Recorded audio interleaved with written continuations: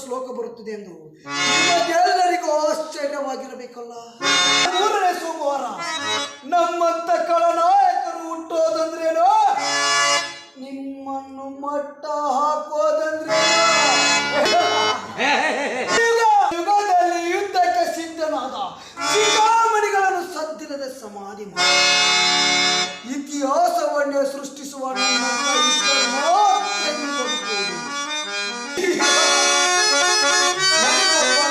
ಲೋಕದಲ್ಲಿ ಬಂದು ಆಸೆಯನ್ನು ತೋರಿಸಿ ನನ್ನ ತೂಗು ಮಂಚಕ್ಕೆ ಎಳೆದುಕೊಂಡು ಹೋಗಿ ಅಮೃತವನ್ನು ನೀಡುವ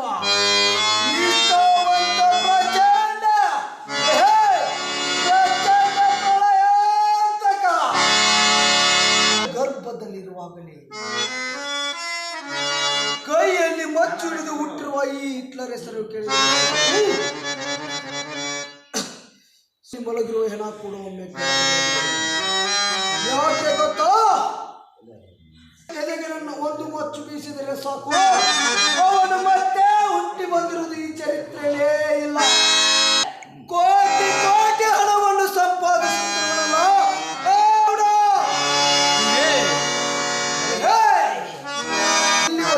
ಬಾರ್ ಮಾಡಿದರೆ ಅದೇ ಹುಲಿಗೆ ರಂಗು ಹಾಕಿ ಹತ್ತಿ ಮೆರೆಯುವ ಕುದುರೆನಾಗಿ ಬಳಸಿಕೊಳ್ಳುತ್ತೇನೆನ್ನುವುದು ನಿನಗೆ ತಿಳಿಯಬೇಕು. ಒಂದು ವೇಳೆ ತಿಳಿದು ಸೇಡು ತೀರಿಸಿಕೊಂಡ ಹುಲಿ ಎಂದು ಹಾರಾಡಿದರೆ ಇಲಿಯಾಗಿ ಬೀಳುವೆ ಈ ಬೇಟೆಯಾಡುವ ಹುಲಿಯ ಬಲೆಯಲ್ಲಿ. ಹಣ ಮಾಡುತ್ತಿರುವ ನಿನಗೆ ಇಷ್ಟು ಸೊಕ್ಕಿರಬೇಕಾದರೆ